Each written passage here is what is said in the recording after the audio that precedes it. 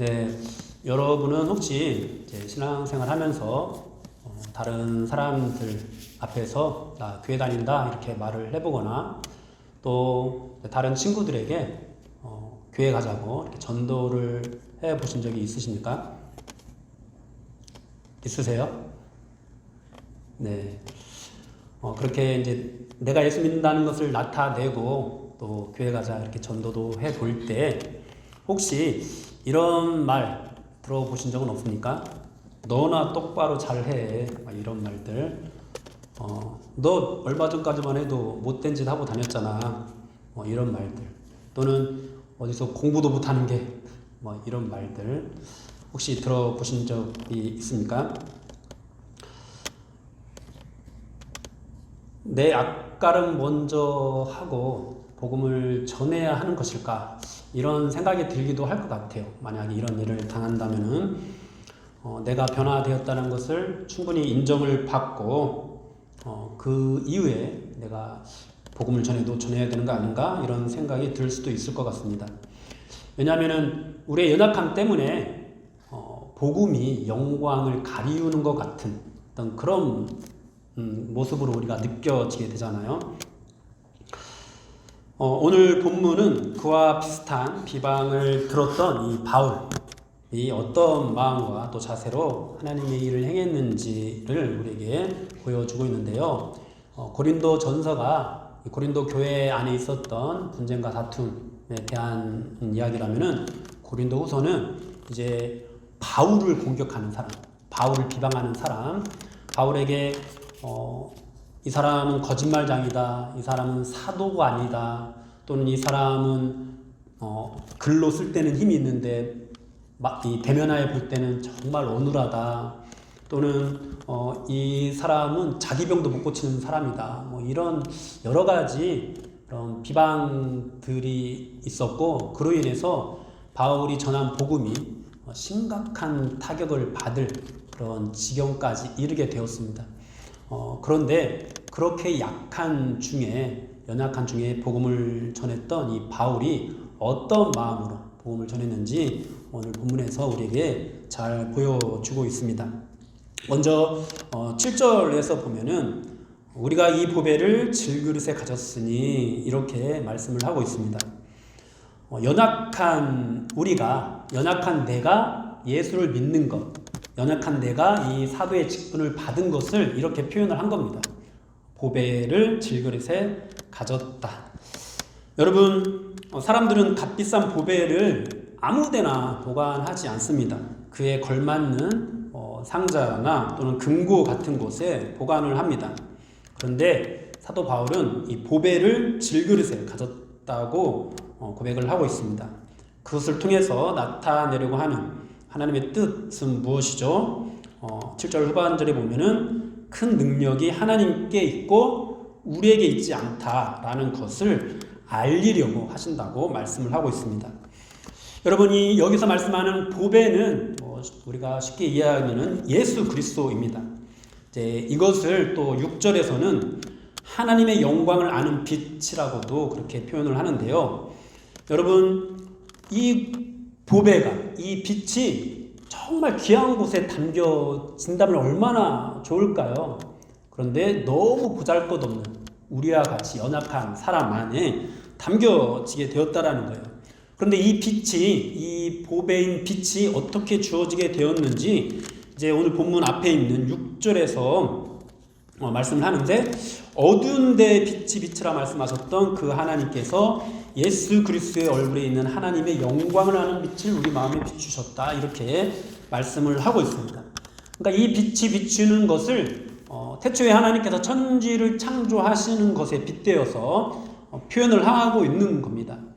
여러분, 우리가 창세기 1장을 보면은 하나님께서 천지를 어떻게 창조하셨는지 잘 나와 있는데요.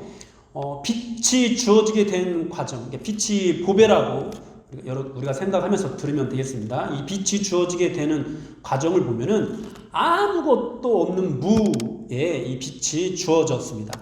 땅이 혼돈하고 공허하고 흑암이 깊음 위에 있는 그런 상태, 그야말로 아무것도 없는 상태에 빛이 주어졌습니다. 그러니까 이 빛이 주어질 때 뭔가 이만큼이라도 그 기초를 삼을 만한 것이 있지 않았다라는 거예요. 그냥 아무것도 없는 상태에서 하나님께서 말씀으로 빛을 비추게 하시고 또 그렇게 천지를 창조해 나가셨습니다. 그리고 우리 마음에 이 보배가 담기게 되고 빛이 비춰지게 되는 것도 바로 그와 같다고 말씀을 하고 있는 거예요. 즉 우리 마음에 뭔가가 있었던 것이 아니에요. 우리 안에 어떤 자격이 있었던 것이 아니에요.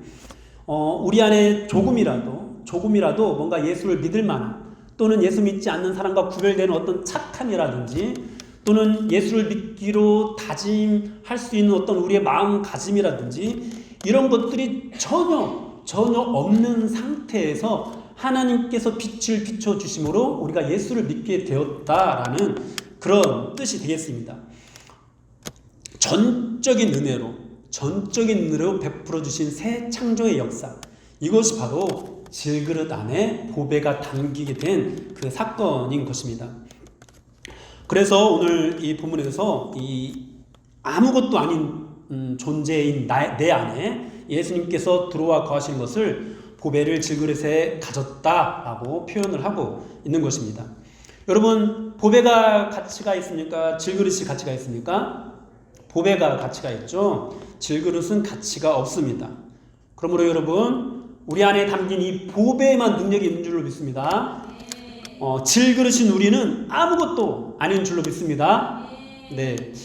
여러분, 우리가 어떤 능력을 나타내거나 남들보다 더 뭔가를 잘 깨닫거나 이런 것들 또는 뭐 더 어떤 대단한 열매를 맺었거나 이런 일들이 우리에게 나타난다 하더라도 여러분, 그것에는 능력이 없습니다. 오직 예수님께만 능력이 있습니다. 그래서 이 은혜를 입은 것, 내 안에 보배가 담긴 것, 그리고 사도 바울이 자신이 이 직분을 받은 것을 또 1절에서는 긍휼하심을 입은 것이라고 이렇게 표현을 하기도 합니다. 그러니까 전적인 은혜라는 거죠. 그분의 긍휼히 여기심으로 내가 예수를 믿게 되었다라는 겁니다. 그러면서 또 3절에서 말씀하기를 만일 우리의 복음이 가리였으면 망하는 자들에게 가리어진 것이라 이렇게 말씀하는데요. 이것은 뭐냐면은 우리가 복음을 전할 때 사람들이 잘 받아들이지 않잖아요. 여러 가지 핑계를 대겠죠. 나 바쁘다 뭐 이런 핑계도 되지만 아까 서두에 말씀드린 것처럼 너나 잘해 뭐 이런 식으로 우리의 연약한 모습을 공격하면서 나는 그런 예수님 안 믿는다 이런 식으로 핑계를 대는 사람도 있겠죠. 그런데 그런 것 때문에 그 사람들이 예수를 안 믿는 것이 아니라는 거예요. 망하는 자들에게 가려졌다. 즉 택함을 받지 못했기 때문에 그들에게 하나님의 은혜가 임하지 않았기 때문에 그들이 복음을 받아들이지 않는 것일 뿐이라는 것입니다. 여러분, 내가 못나서 예수 믿는 내가 못나서 또는 예수 믿는 내가 연약해서 내가 전하는 복음이 능력이 없는 것이 아니라는 거예요. 복음은 능력이 있습니다. 내가 연약해도 능력이 있습니다. 복음을 잘 드러내기만 하면은 잘 나타내기만 하면은 그 자체로서 능력이 있습니다. 내가 연약할지라도 정말로 내가 불과 얼마 전까지만 해도 못된 짓을 하고 다녔을지라도 여러분, 우리가 복음을 제대로 전하기만 한다면은 그 복음은 능력이 있습니다. 여러분, 이 사도 바울이 사역했던 이 초대교회의 상황들을 생각해 보십시오. 성도들이 어떤 대단한 권력을 가졌거나 대단한 부를 가진 사람들이 아니었습니다. 이 사람들은 사회적으로 뭔가 칭찬받고 존경을 받을 만한 그런 모습들을 하고 있지 않았습니다. 그런데 우리가 아다시피 이들이 가진 복음은 점점점 이 로마 사회를 물들여 갔습니다. 결국에는 로마 황실까지도 복음으로 점령하게 되었습니다. 어떻게 그와 같은 일이 일어나게 되었을까요? 5절에서 이렇게 말씀합니다. 우리는 우리를 전파하는 것이 아니라 오직 그리스도 예수의 주 되신 것과 또 예수를 위하여 우리가 너희의 종된 것을 전파함이라. 네, 오직 복음만 드러냈다. 오직 그리스도만 전했다. 이렇게 말씀합니다. 그렇게 오직 예수님만 전할 때 능력이 나타나게 되었다라는 것이죠. 그러므로 사랑하는 여러분, 기억하십시오. 여러분, 우리의 연약한 모습은 사실 복음을 전하는데 그다지 방해가 되지 않습니다. 오히려 하나님은 질그릇 같은 우리를 사용하셔서 예수 믿는 사람, 이 사람에게 능력이 있는 것이 아니라 우리가 믿는 예수님께 능력이 있다라는 사실을 나타내 보이시는 분이십니다. 그래서 고린도전서에서는 이와 같은 말씀을 하십니다. 고린도전서 1장 26절에서 29절까지 제가 읽어드리겠습니다. 형제들아 너희를 부르심을 보라. 육체를 따라 지혜로운 자가 많지 아니하며 능한 자가 많지 아니하며 문벌 좋은 자가 많지 아니하도다. 그러나 하나님께서 세상에 미련한 것들을 택하사 지혜 있는 자들을 부끄럽게 하려 하시고 세상에 약한 것들을 택하사 강한 것들을 부끄럽게 하려 하시며 하나님께서 세상에 천한 것들과 멸시받는 것들과 없는 것들을 택하사 있는 것들을 폐하려 하시나니 이는 아무 육체도 하나님 앞에서 자랑하지 못하게 하려 하심이라. 아멘. 네. 여러분, 하나님께서 질그릇인 우리 안에 보배가 담기게 하신 것은 아무 육체도 하나님 앞에서 자랑하지 못하게 하기 위해서 약한 것을 들어서 강한 것들을 부끄럽게 하시려고 그렇게 하신 겁니다. 여러분, 우리가 연약하다 하더라도 우리가 가진 복음에는 아무런 문제가 없습니다. 우리가 진짜 복음을 가졌느냐 가지지 못했느냐가 사실 문제이지, 정말 내 안에 예수님이 있고 정말 주님을 사랑하는 마음이 내 안에 있다면요, 여러분, 잠깐 우리가 비방의 소리를 들을 수 있을지는 몰라도 이 복음이 역사하는 데는 아무런 문제가 없습니다. 여러분, 그렇게 우리가 이 예수님을 정말 참되게 믿고 바르게 믿고 예수님을 증거하는 삶을 살고 예수님을 나타내는 삶을 살 때 비방하는 사람이 없다면 얼마나 좋을까요? 우리를 향해서 야 너나 예수 믿어 막 이렇게 핑계를 대는 사람이 없다면 얼마나 좋을까요?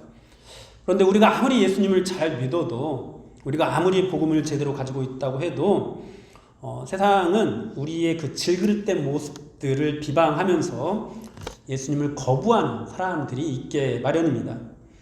사도 바울과 같은 사람도 그런 비난을 들었습니다. 정말 고린도 교회에 방문한다고 했다가 피치 못할 사정으로 방문하지 못하니까 거짓말하는 사람이다, 이런 말을 하기도 하고요. 또 12제자 안에 속해 있지 못한 것으로 인해서 사도권이 없는 사람이다 라는 말을 듣기도 하고요. 이 사도 바울을 비방했던 사람들은 또 다른 사람들이 아니었어요. 예루살렘 교회에서 추천서를 받아가지고, 내가 예루살렘 교회에서 파송을 받았다라는 추천서를 받아가지고 교회를 온 사람들이었어요. 교회를 세우라고 보냄을 받았는데 그렇게 바울을 비방하면서 교회를 혼란에 빠뜨렸던 거죠. 그리고 또 사도 바울이 앓았던 병, 안질이라고도 하고 간질이라고도 하고, 어떤 병인지 정확히 알 수는 없지만은 그냥 사람들이 볼 때 막 뭔가 다른 사람 병은 고치는데 자기 병은 못 고치고, 그러니까 사도 바울이 전하는 복음에 심각한 문제가 발생할 수 있을 만큼의 그런 질병을 가지고 있어서 그에 대한 어떤 비난들도 있었습니다. 여러분, 우리도 그와 같은 비방을 들을 수 있습니다. 네 공부나 열심히 해라. 네 직업이나 신경 써라. 네 앞가름이나 먼저 해라. 이런 말들을 들을 수 있습니다. 이런 억울한 일을 경험할 수도 있습니다. 그러나 여러분, 보배를 가진 사람에게는요, 이와 같은 것들이 아무것도 아니게 되는데요.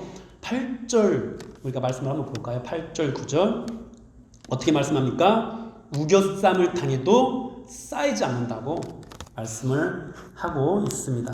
여러분, 이 말씀은 우리가 우겨쌈을 당하게 된다는 뜻입니까? 당하지 않게 된다는 뜻입니까? 아니에요. 당하게 된다는, 우리가 우겨쌈을 당하는 일이 실제로 일어난다는 뜻이에요. 그런데 우겨쌈을 당하지만 쌓이지 않는다라는 거죠. 답답한 일을 당해도 낙심하지 않는다. 여러분, 답답한 일을 우리가 만날 수 있다 없다? 만날 수 있다라는 거예요. 그런데도 낙심하지 않게 되는 거예요. 박해를 받아도, 그러니까 박해를 받는 일이 일어납니다.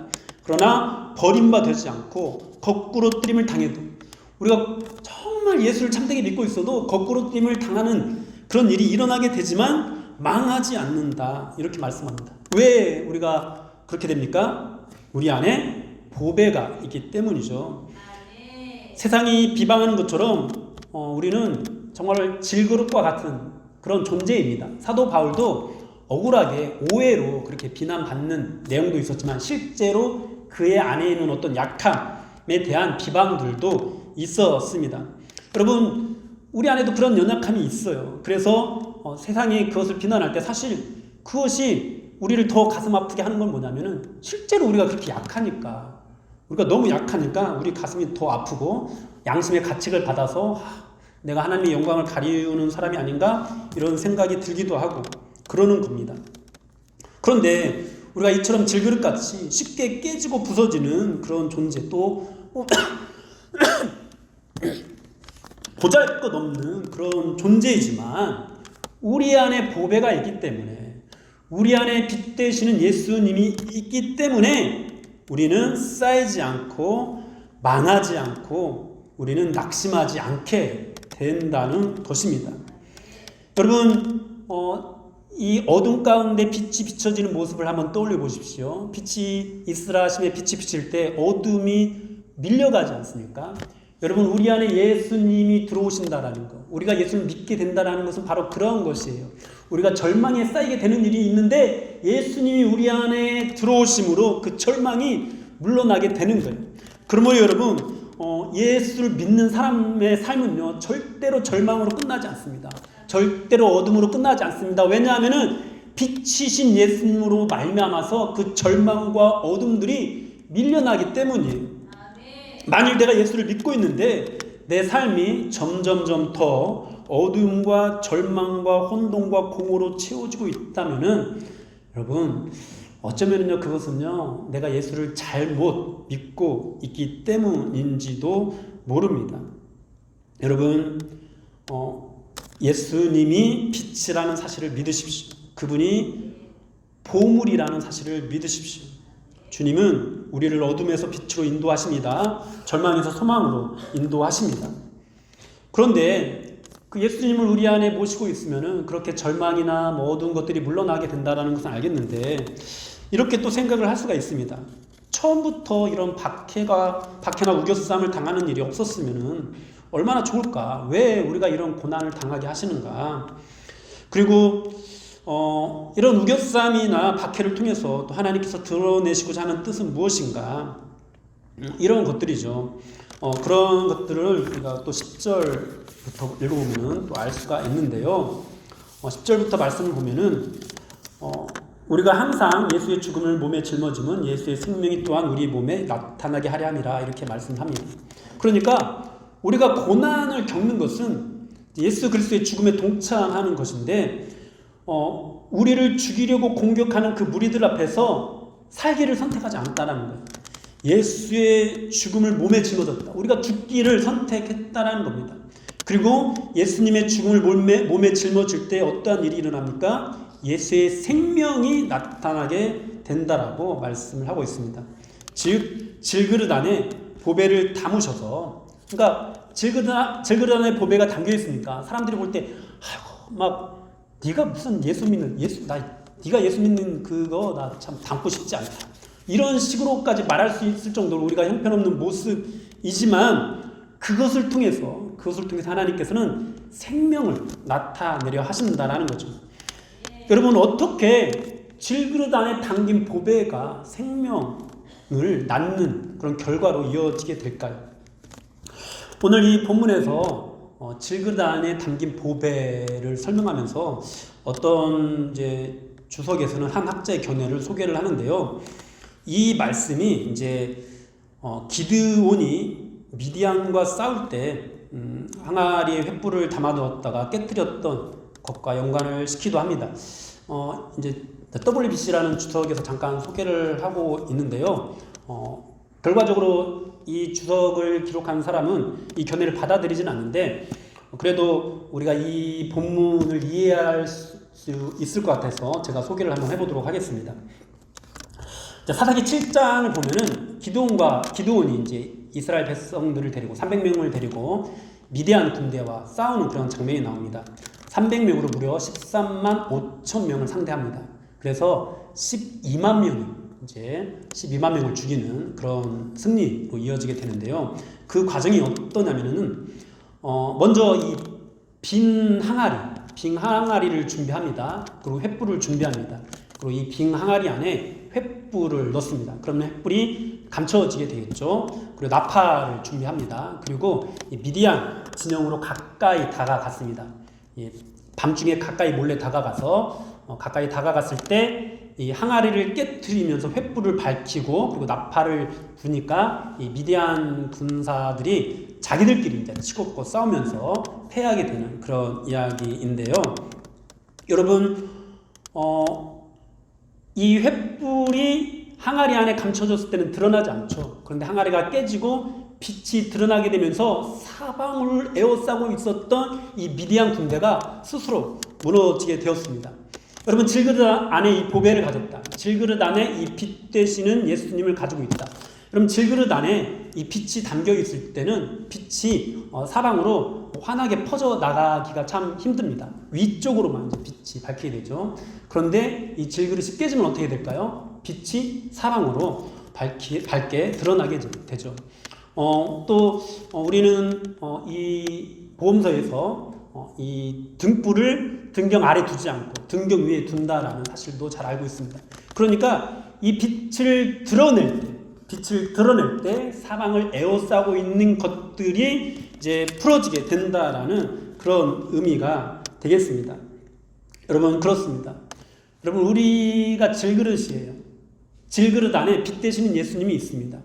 우리가 이것을 드러내려면요, 우리를 예수 그리스도의 십자가에 내어 둔줄 수 있어야 합니다. 우리 자신을 깨트릴 수 있어야 됩니다. 깨트릴 때 빛 되신 예수님이 밝게 드러나는 것입니다. 그런데 우리 안에 이 보배를 갖고 있다 보니까 나는 질그릇밖에 안 되고 내 안에 있는 보배가 가치가 있는 것인데 이 보배를 통해서 이런저런 은혜를 받아가면서 우리가 질그릇과 같은 존재였다라는 것을 망각하게 돼요. 우리의 죄악된 본성으로 말미암아서 우리 안에 어떤 자랑들이, 사실 그 자랑이 질그릇인 나로 말미암은 것이 아니라 내 안에 있는 보배로 말미암은 것인데도 불구하고 내가 마치 자격을 갖춘 사람처럼, 내가 마치 어떤 공로를 세운 사람처럼 그렇게 내가 귀하다고 여기게 됩니다. 그래서 내 안에 있는 빛을 감추게 되죠. 죽으려고 하지 않아요. 나를 드러내려고 합니다. 내가 죽임을 당하게 되는, 내가 비방을 당하게 되는 그런 상황이 올 때 나의 연약한 것들을 깨트리고 예수 그리스도의 십자가의 죽음에 동참하는 것이 아니라 어떻게 해서든지 내가 옳다, 어떻게 해서든지 내가 성공했다, 어떻게 해서든지 내가 잘났다라는 것을 드러내 보임으로 사실 우리 안에 있는 이 보배, 진정한 그리스도, 진정한 복음을 감추게 된다라는 것입니다.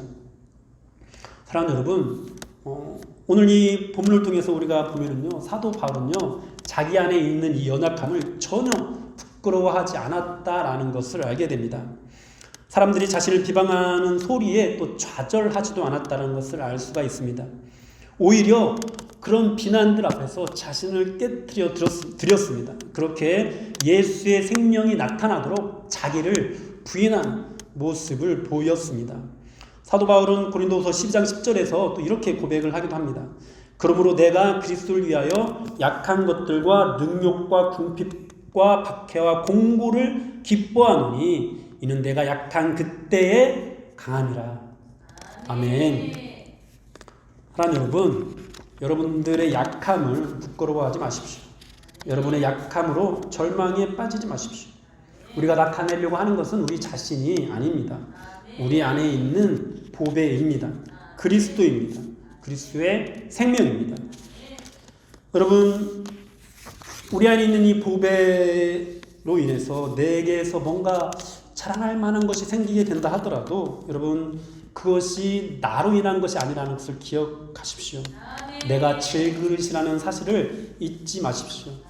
나는 질그릇밖에 되지 않는 존재라는 것을 명심하고 여러분, 언제든지 여러분들 자신을 깨트려서 여러분들 안에 있는 그 보배가 밝게 드러나게 하십시오.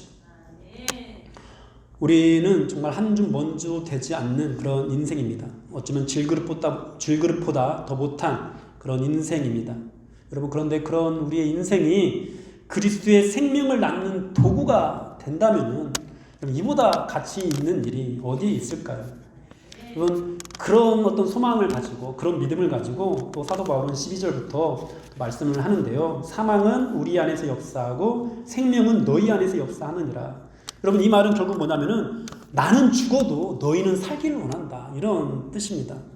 여러분 이것이 바로 사도 바울의 삶의 자세이자 목표였습니다. 사도 바울은 자신을 위한 삶을 살지 않았습니다. 자기 자신을 기꺼이 사망에 내어 던졌습니다. 무엇을 위해 그랬습니까? 바로 다른 사람의 생명을 위해서 그렇게 했습니다. 내가 그리스도 안에서 죽어지고 깨어짐으로 말미암아 다른 사람이 생명을 얻게 되기를 바랬던 것입니다. 여러분 사도 바울은 고린도 교회에 사역을 할 때 박해가 있었습니다. 여러 가지 환난을 당했습니다. 조롱을 당하기도 했습니다. 심지어 고린도 교회를 떠나 있는 지금도 사도 바울을 비방하면서 교회를 어지럽히는 그런 사람들이 있습니다. 그런 상황에서 사도 바울은 그저 자기 안에서 내가 드러나기를 원하고 있는 것이 아니라 자기 자신이 사망에 내어 던져지기를 바라고 있는 것입니다.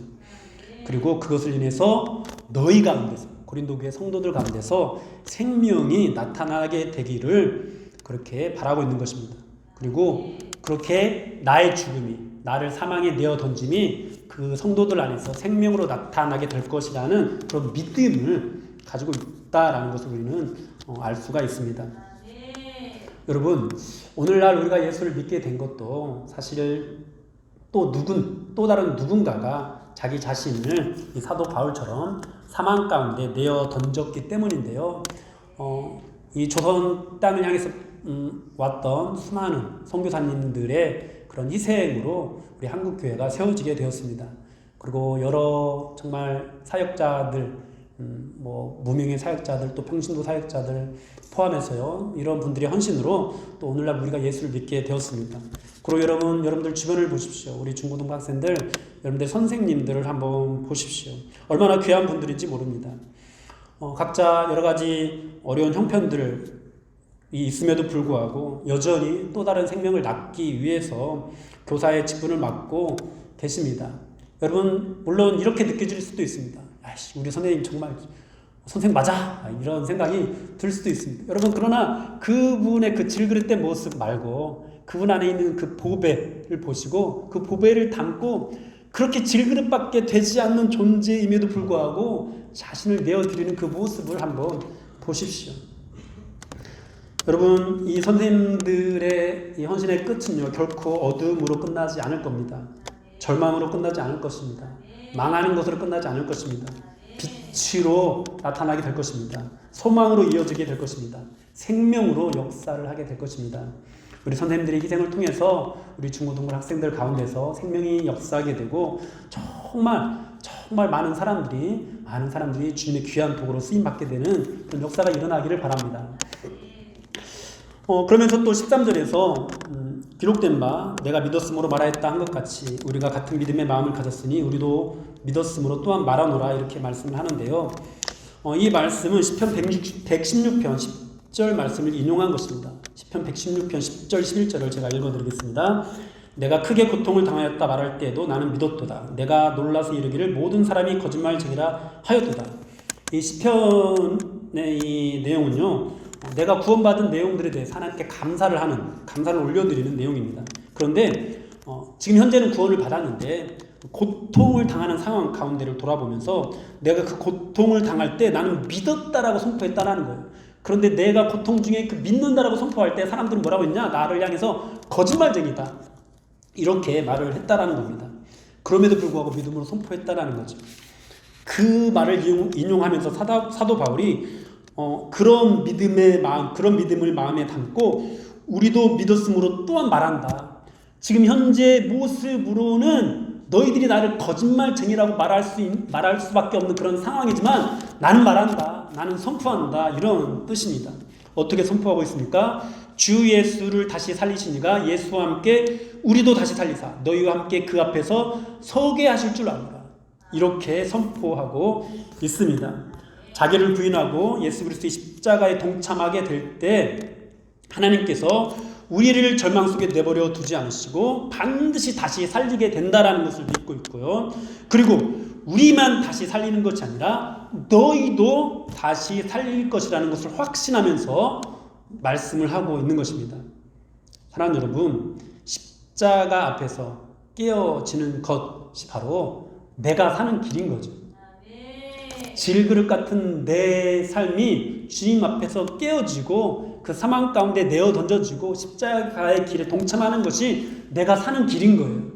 그리고 그것이 나만 살리는 것이 아니라 또 다른 사람을 살리는 겁니다. 그래서 15절에서 이 모든 것이 너희를 위함이다라고 사도 바울은 말씀하고 있습니다.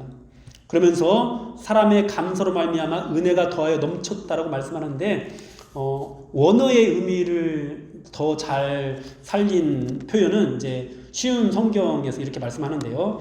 하나님의 은혜가 점점 더 많은 사람들에게 이르러 감사가 넘치게 되고 그들은 하나님께 영광을 돌리게 될 것입니다. 그러니까 우리가 이제 이 개역 개정을 보면은 사람의 감사로 말미암아 은혜가 넘쳤다. 감사가 은혜를 넘치게 하는 것처럼 이렇게 표현이 되는데요. 그것이 아니라 원어의 의미는 하나님의 은혜가 감사를 넘치게 하는 거예요. 하나님의 은혜가 감사를 넘치게 하고 그것으로 말미암아 하나님께 영광을 돌리게 되는 거다. 그러니까 이 모든 것들이 결국 질그릇 안에 보배가 담기게 되는 것. 이것이 무에서 유가 창조된 거라고 했잖아요. 그러니까 아무것도 없는 상태에서 그저 하나님의 전적인 은혜로 이 감사가 넘치게 되고 그것이 너희로 하여금 또 하나님께 영광을 돌리게 했다. 이렇게 말씀을 하고 있는 것입니다. 여러분들 통해서 생명의 역사가 나타나게 된다면 그것이 우리 선생님들의 희생의 결과가 아니라 전적인 하나님의 은혜라는 거죠. 그러면서 16절부터는 이러한 은혜가 나타나는 것을 믿은 이 사도 바울이 고린도 교회에서 어떻게 그 고난을 견뎠는지 그 속마음을 잘 표현해 주고 있는데요. 주의 복음을 들고 빛 대신 예수 그리스도를 세상에 드러내기 위해서 살아가고 있는 모든 질그릇된 여러분, 하나님께서 여러분이 사도 바울과 같은 믿음을 갖기를 원하십니다. 여러분 각자가 처한 상황과 형편은 모두 다를 것입니다. 먼저 여러분은 질그릇밖에 되지 않는 그런 하찮은 존재라는 것 때문에 어쩌면 괴로워하고 있는지도 모릅니다. 그러나 여러분 낙심하지 마십시오. 절망하지 마십시오. 여러분 안에 보배 되신 예수님이 계십니다. 여러분의 겉사람은 낡아지더라도 여러분의 겉사람은 깨어 부서지게 된다 하더라도 여러분의 속사람은 결코 낡아지지 않습니다. 여러분 앞에 있는 고난은 잠깐일 뿐입니다. 하나님께서 잠깐의 고난을 통해서 영원한 것을 이루십니다. 여러분 안에서만 이루시는 것이 아니라 여러분이 섬기는 사람 안에서도 이루십니다. 질그릇 같은 여러분의 육체가 예수 그리스도의 생명이 흐르는 통로가 되게 하십시오. 질그릇인 나를 믿지 말고 오직 예수님만 의지하십시오. 나를 깨트려서 빛이 드러나게 하는 삶을 사십시오. 그리스도인이 할 수 있는 가장 큰 헌신, 또 그리스도인에게서 나타나는 가장 큰 은혜가 바로 이것입니다. 나를 드러내는 것이 아니라 내 안에 담긴 예수님만 드러나게 하는 것. 여러분이 예수님이 내 안에 담겨 있다면은, 그리고 예수님을 내가 온전하게 드러내게 된다면은, 여러분 그 사람은요 절대로 망하지 않고 절대로 어둠으로 끝나지 않고 절대로 절망으로 끝나지 않습니다. 빛으로 끝납니다. 소망으로 이어집니다. 승리하게 될 겁니다. 생명의 열매를 맺게 될 것입니다. 오늘 이 질그릇과 보배의 이야기를 통해서 정말 연약한 우리가 믿는 이 예수님이 어떻게 역사하시는지, 또 어떻게 하면 그 예수님이 드러나서 생명으로 나타나게 되는지를 잘 말씀해 주고 있습니다. 이 사실을 명심하고 내가 질그릇밖에 안 되더라도 너무 부끄러워하지 마시고 내 안에 담긴 보배를 붙잡으시고 그 보배만을 나타내시는 여러분들 되기를 주님의 이름으로 축복합니다.